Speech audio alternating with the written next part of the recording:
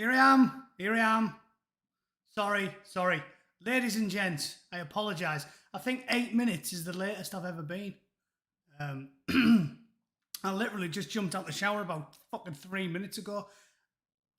I was procrastinating, sat on the toilet reading news, and I thought it was only about 11:15.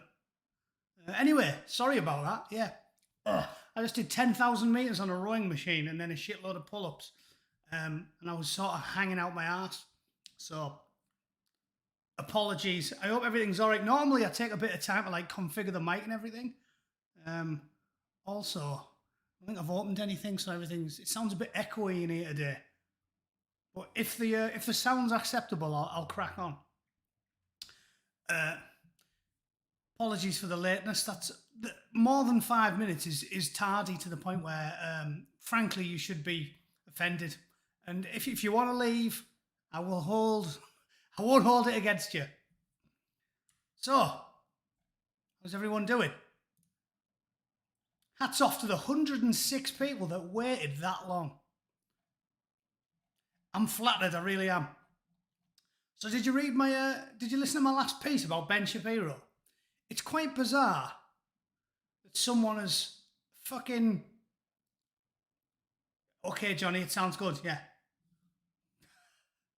It's quite bizarre that somebody is reasonable and fucking easy to... Well, when I say easy listening, almost. Basically, that's what Ben Shapiro is. Am I going to have to ban Johnny Jeopardy? I think so, aren't I?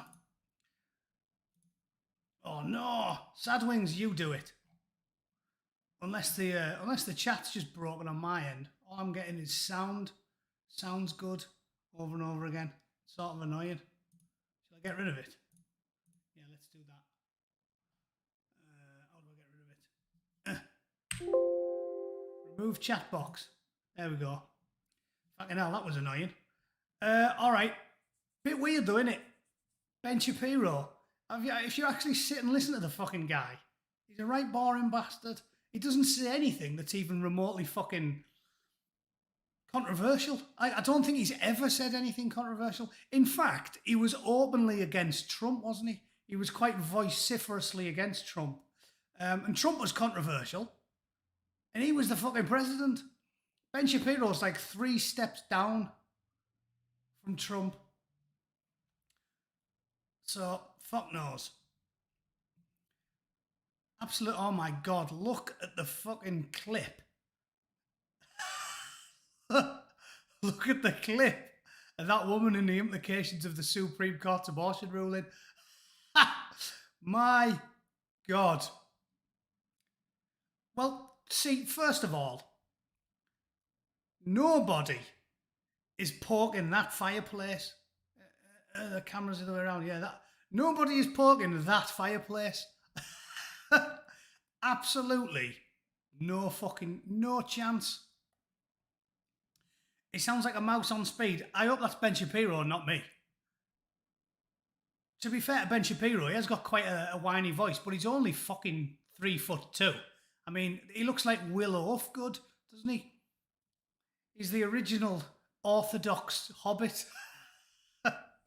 So, Shapiro was against Trump until the left went insane. Same as Glenn Beck. Yeah, well, Sadwigs.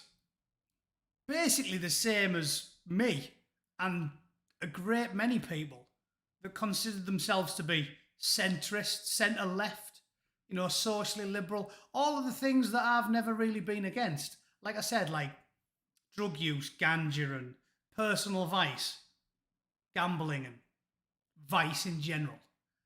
The American conservatives seem too far to the right for us because I'm not a religious man. I was raised in the 80s.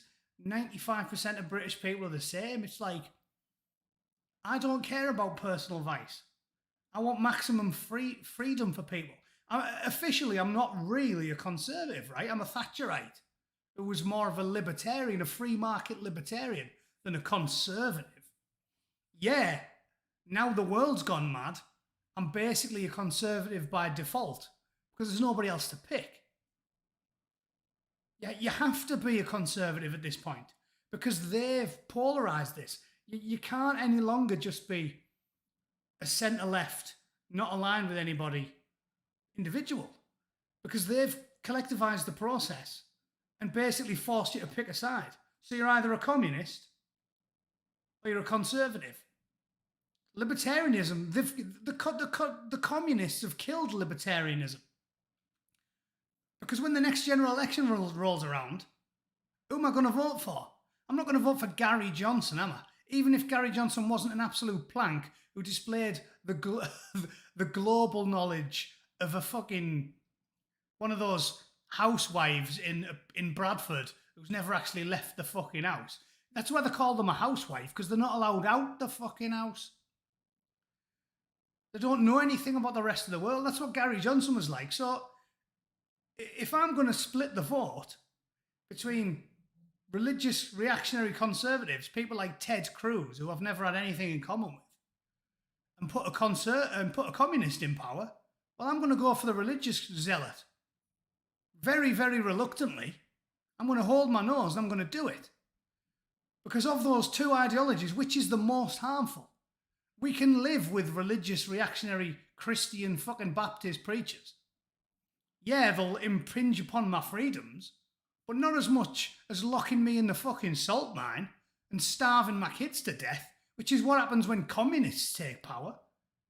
Nobody's ever talked about this. They've still never fixed the issues of capital flight. How the fuck do you impose a 90% income tax and stop all of the big businesses fucking off south of the border or north of the border? Although with Justin Trudeau, the soy boy in chief, I guess they're going to be going south of the border, aren't they? Or to the Cayman Islands. Wealthy people will always have the ability, the capital, and the connections to avoid paying this. So all you'll do is drive all of the money makers, the wealth makers, the innovators, you're just going to drive them all abroad. And this country's going to turn into a sewer. So fuck you. I'll reluctantly side with the Baptist, who I don't even like. Thanks very much. And I don't like Ted Cruz. I've never liked Ted Cruz. Smarmy, reactionary, religious zealot is what I always thought of Ted Cruz. But if you're going to make me pick between Ted Cruz and this senile old goat who is now pandering to the likes of AOC and Rashida Tlaib and Ilhan Omar, that's not a fucking difficult decision to make. Right? Fuck me. So, what a load of shit. Anyway, shall we click on this one? Because I think I'm going to be playing away from my base here. Because on abortion, I completely disagree with the American conservatives. Now, I agree with their right to have an opinion on it and voice their pro-life views openly, rigorously, and loudly. Always. But I don't agree with them. So let's see where we end up. Let's see if this draws these lines in the sand where I'm like, you know what? You're making me side with the people I never thought I'd agree with. Let's see, shall we? Tommy Walker, I hate the left too as well. Yeah, we all fucking do. Right, I wonder if I can get the chat box back on because it's sort of annoying me now that's gone. How do I do that? Let me have a look. Sources. Chat box. Yes, add it. Go on then, work. The fuck's that gone? All right. It's doing nothing. Useless. All right. It's my fault. My fault. I should have come on time, shouldn't I? What a wanker. I got roofied by Dr. Huxtable. Dr. Huxtable, yeah. Have you noticed that that's the one thing that's... There we go. Oh, look, it's the same shit over and over again. I wonder what the fuck's happened to that. All right, I'll fix that on another day. Because currently it's not very happy, is it? Bit weird. I guess it's not refreshing or something. Refresh cache of current page. Maybe that. Anyway, bollocks. You don't come to listen to this shit. I'll just delete that. Fuck it. Right. I'll do my admin when there's nobody watching, shall I? Let's go and have a look at this purple-haired fucking kangaroo pig. This absolute swamp donkey. This fucking face like a slapped arse. Currently talking about abortion. Even though surely she's gone through the fucking menopause. Has she not?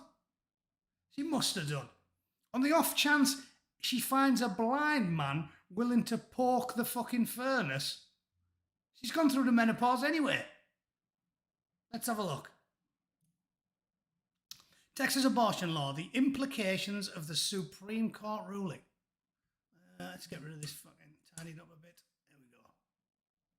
Bosh. Right. So, on the face of it, just to give you the preamble, Texas have just passed an abortion law that basically seems to make it extremely difficult to get an abortion, which I don't agree with. Again, I'll disagree with the religious lobby here. But typically, just as in the case of euthanasia, which I've talked about a lot, because I believe strongly in it, because, you know, personal fucking experience, having to watch someone fucking rot to death of cancer, I feel quite strongly about it. I don't think anyone else should be even expressing an opinion on something that really only affects the individual. Yes, the religious lobby make the case on behalf of the baby. What a lot of people don't know, by the way, is that Islam... Oop, I said the I word. Shit. Did Susan hear that? I think I got away with it. It must be if you say something negative. Glorious, wonderful, tolerant, progressive Islam. Fucking oxymorons gone wild there. They don't mind about abortions because their religious scriptures teach that the soul is basically pushed into the body later on in the process. So you never hear them, the religion of pieces. They never complain about abortion, which not a lot of people know. So they don't care. So my argument to Christian sort of fundies who are always arguing about abortion is that, you know, that's their opinion. Science appears to suggest that a 6-week-old ball of cells is incapable of feeling anything, right? No more than an ant is capable of feeling anything. And we step on ants all day long without worrying about it. I know that's harsh because you are talking about a prospective life, but that's my opinion on abortion. It's only a prospective life when you're talking about a minuscule ball of cells without sentience. We shouldn't be pithy about it and say, fucking do them willy-nilly. I disagree with the extremists on the abortion side who are saying, fucking hell, get one whenever you fancy one. 20 abortions a year, it's fucked up. But I think it should be safe, legal and rare, to quote Barack Obama. But let's have a read, shall we? I believe 6 weeks is the cut-off, which is fucked up in my opinion, but we'll see.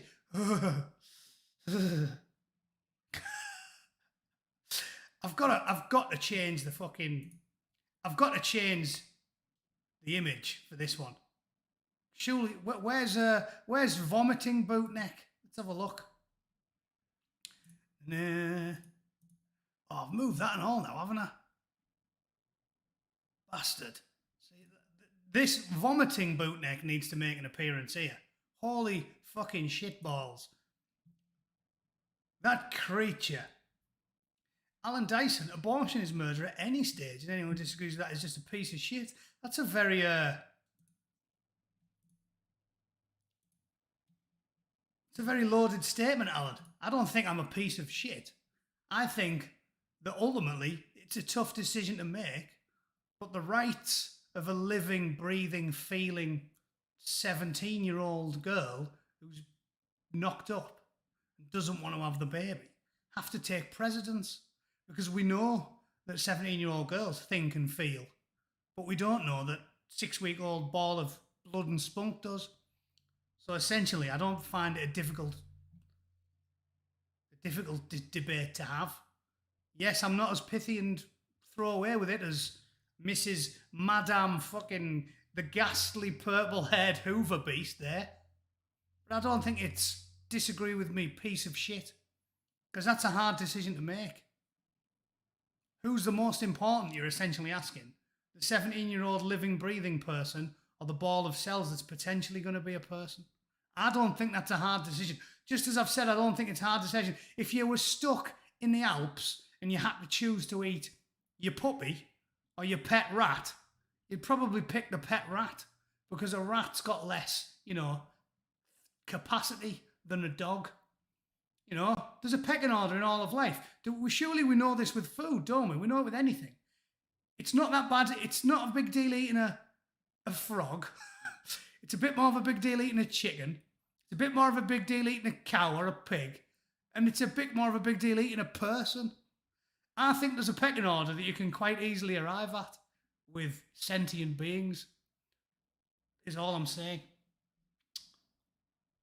Funny how my body, my choice doesn't extend to getting jabbed. Yes, it is funny that, isn't it, Johnny?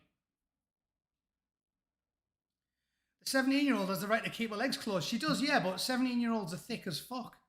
We all do thick as fuck things when we're 17. And I'm not even going to use the lefty card of talking about the really easy ones like rape, incest, fucking shit like that. I'm just saying, ultimately, you have to pick whose feelings are the most important. The 17-year-old who got knocked up by accident without really thinking about it, or the unborn potential child. And we don't know that the unborn potential child can feel anything. I mean, even a newborn's thick as fuck, right? They don't come out fully with a fully functioning brain. Like, what ho, chaps? Anyone for tennis? So, if you have to pick, that's what I'm opting for. I don't think that makes me a piece of shit. If we allow abortions for that, oh, sorry, you haven't got Kate there. Well, I'll just get on instead of addressing the chat. I'll be here all day.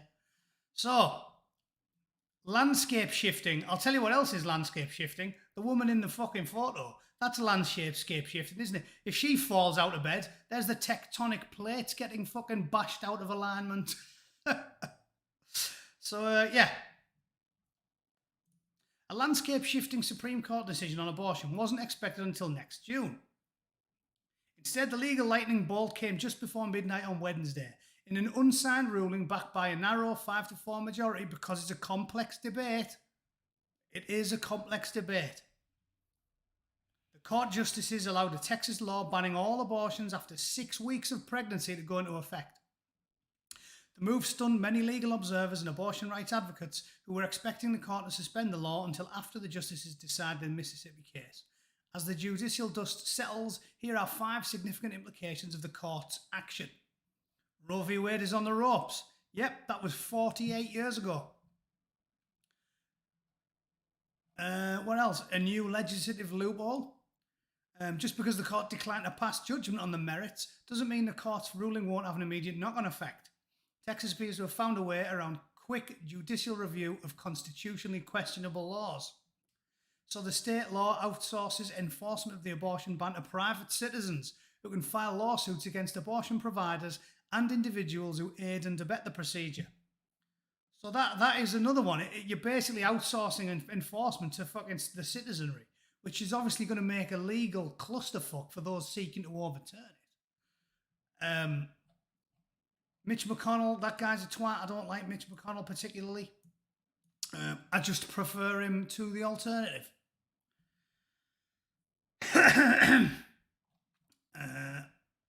Oh, look, someone... Oh, no, I was going to say someone who looks relatively normal. That's a woman with a megaphone. But next to her, obviously, you've got a bird with a load of metal shit in her face. You know what? I'll tell you what. Abortion debate aside. Someone like that. Have you noticed how someone like that is always a left-wing activist? Have you noticed that? I honestly think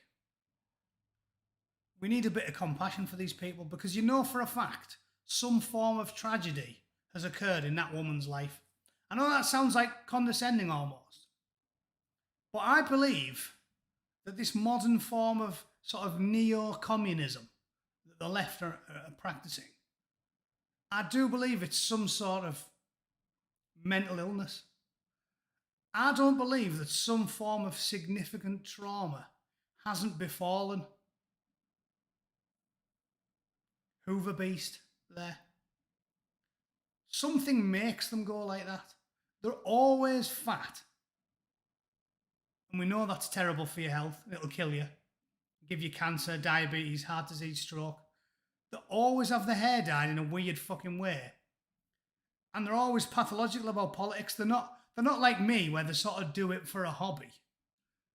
They bend their entire will towards politics. They're just going out on the street and marching. I honestly think there are mental issues with a lot of these left-wing activists. If I wasn't such a cynical, drag yourself up by your bootstraps stoic kind of chap, I'd almost feel like going up to her and saying, I think you need a hug. I think you need some compassion. Because I refuse to believe you end up like that fucking creature with eyes like a shit-out rat because her fucking head weighs about 12 stone. I refuse to believe that some serious calamities haven't befallen that woman in life. Or she just likes pie, Tommy. Or she just likes pie. One of the two. One of the two. Or she just has a pathological aversion to jogging. So, fuck knows. But I think it's a tragedy. So, this issue. I'll tell you what the point I want to make on abortion, right? Obviously, it's a complex issue. Hence, I'm getting called a piece of shit in the chat. What I'm saying is, it's a complex issue and you can make good arguments either way. Which is why the liberal, free market liberal method for dealing with problems like this is the best one. Because it's extremely complicated. But I think in 2021, we shouldn't be talking about this shit. Maybe that's, again, because I'm agnostic / atheist from the UK. It hasn't been an issue in the UK for 40 fucking years. And I find it a little bit jarring whenever I'm watching politics in the United States, whenever I watch a presidential debate, when they don't talk about, I mean, look at the last presidential debate. They hardly talked about foreign policy. It was an afterthought. They barely discussed foreign policy. They didn't talk about the Taliban or the war in Afghanistan or the wider war on terror or ISIS. They talked about shit like this. And it jars on me. I don't need them to be talking about abortion. Round and round and round and round we go. In 2021, this was settled in the fucking 80s. If you feel strongly about abortion, don't get one and advocate other people not getting one. Set up a charity to work towards adoption, alternatives to abortion. You do you. And if you don't mind it, because you're a fucking spunk-rattled, jizz-sloshing, purple-haired sexual deviant with a fanny like a yawning hippopotamus, you get an abortion.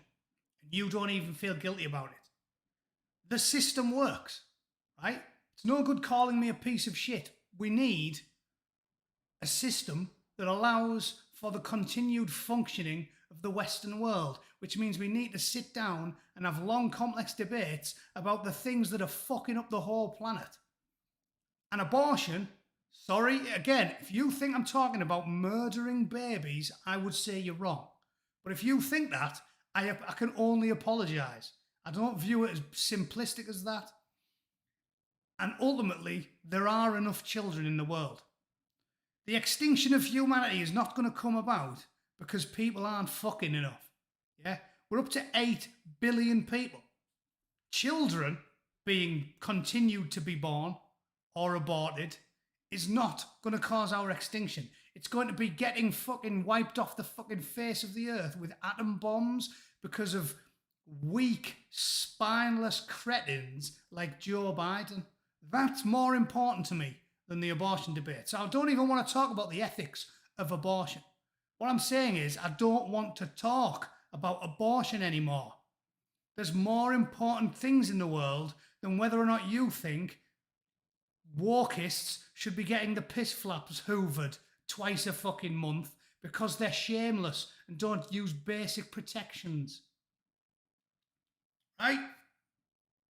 Yeah, Kate, I'm not talking about murdering babies. I'm trying to give them as much rope as I possibly can. Child sacrifice, yes. Steve, it's not child sacrifice, is it? It's a potential child that's been aborted. At 10 weeks, it's not sentient, it's unfeeling, it's nothing. Or else you could have a baby, you could accidentally have a fucking early pregnancy at like week 10 and the baby just fucking flop out and go, fucking hell, I'm a bit early, aren't I? They can't survive before about, what, 20 fucking weeks or something? That early on in the process, I do not believe you're murdering a baby. You're murdering a sack of cells that doesn't feel anything, doesn't know anything. So, yeah, I just feel as if this debate is fucking done. Maybe it's not done if you're one of the, pathological ones on either side of it. But from a nationwide debate, it should be done. Because we've got more important things to talk about. Yeah? Right. John Roberts, the centrist. Abortion on the ballot. Seriously. Can we talk about something else? Yes, let's. I'll do one more story. Let's do some news from the UK. Religious groups fail children over. No fucking shit. And this week's No Fucking Shit award goes to the BBC. Religious groups fail children over abuse. Yeah, well, I think it was all the bombing that did it. I think it was all the bombing that did it. Failing children over sex abuse report says no fucking shit. Although, and this is what I want to drag your eyes to on this one, don't you find it hilarious that the BBC is happy to use such aggressive, damning fucking language with regards to religious groups failing children over sex abuse, but didn't really say anything about Jimmy Savile? Don't hear that much about Jimmy. Not Jimmy Bummerville, Jimmy Savile. Remember Jimmy Somerville? He absolutely loved it, him. Jimmy Savile. Not really. It's a bit weird, isn't it? They're very, very passionate about it all of a sudden when it's given them a chance to have a go at religious groups. But bit weird. Bit weird how sort of quiet about everything when Jimmy was at it, the fucking fanny rat himself. Or Rolf. Yeah, or Rolf. The fucking only Aussie we don't want to get out this summer. It's unbelievable. Also, I noticed that they put Christianity and Judaism at the very top. Like, it examined 38 groups, including sects from Christianity, Orthodox Judaism. What? What was that? Oh, let's just carry on, shall we? I mean, it's not like those other two were responsible for, like, hundreds of thousands of tortured and raped children that the BBC and the state ignored for fucking decades. Maybe. Bit weird. But we'll leave it there. I don't want to upset Suzag. Don't upset Suzag. I can't even say it anymore. Susan. Don't upset her. Just talk about Christianity and Judaism. Those horrible bastards. Fuck me. Oh, look, the report. Religious leaders, dogma, scandal, vile. Yeah, victim blaming. Yeah, sort of like you did when anybody reported BBC, reported Jimmy Savile trying to slip a few digits up the shitbox when they was sat on his knee. You fucking scumbags. The BBC are shameless. Shameless. Fucking shocking. Not openly discussing matters of sexuality. Well, out of those 3 buildings, How are those three buildings? A church, a synagogue, or, again, I can't even say the word.